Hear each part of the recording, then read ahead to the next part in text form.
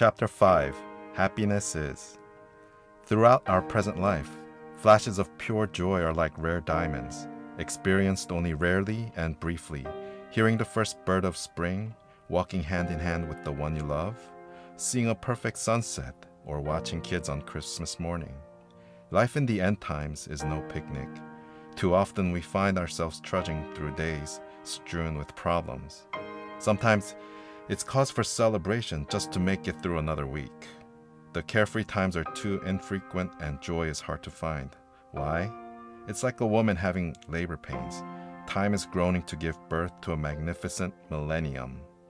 For the anxious longing of the creation waits eagerly for the revealing of the sons of God.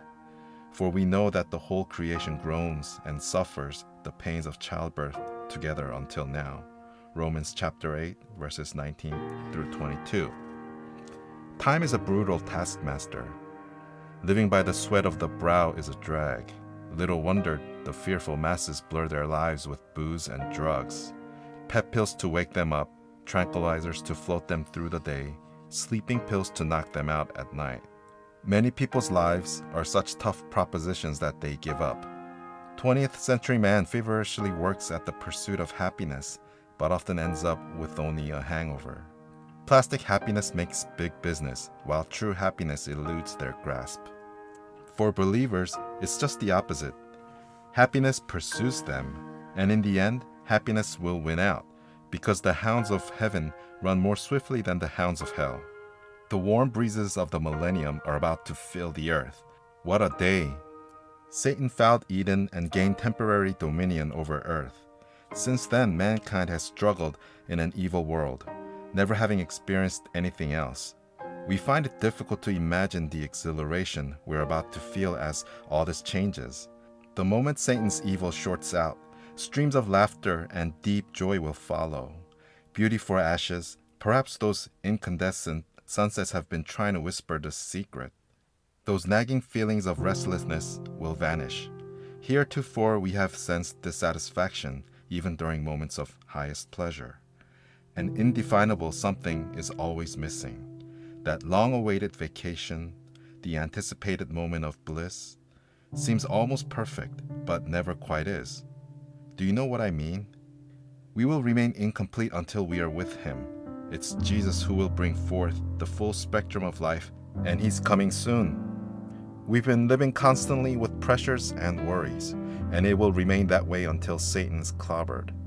He is the father of anxiety, guilt, loneliness, fear, jealousy, nervousness, hopelessness, pain, disappointment, sadness, and hate. But these devastating powers will very soon be brushed into oblivion. The broom of Jesus will sweep them into hell, along with their inventor. Can you stand that kind of a change? Will you miss the bill collectors, the hourly reports from Bad News Broadcasting Company, the pain of cancer, the surgeon's knife, the bloody wars? Will you miss the lying politicians, the illness, the fat, the funerals? It will take a lot of getting used to, but I think we can make the adjustment. We better get ready to live in a brand new kind of a world that God has designed on His heavenly drafting board just for us. So hang tough. We've almost got it made. Let's not falter when we're about to break out of this wearing 6,000-year battle into a dazzling millennium world. All those things that wear us to a frazzle are just about over.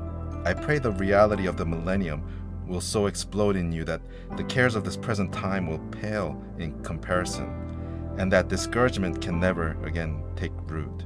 Only a God kind of truth has that explosive capacity. We are nearing a renaissance of Eden's perfection. The restoration of the Garden of Eden begins immediately following Armageddon's fury. How good to be on the inside, knowing we're in a fixed fight and our side wins. Every believer has a stake in that Armageddon victory and will reap full benefits from this cosmic victory for 1,000 years. When the last doomsday bullet falls back to earth, the curtain will be drawn on this age.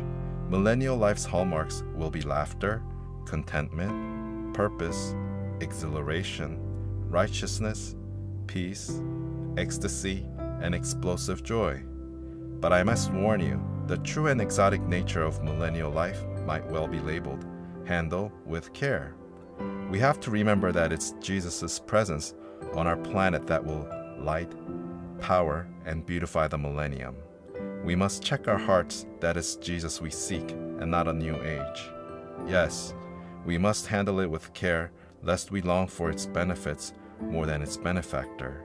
The real focus of the millennium will be and must ever be the person of Jesus, not the place itself. Jesus is the millennium's architect, its centerpiece, its all.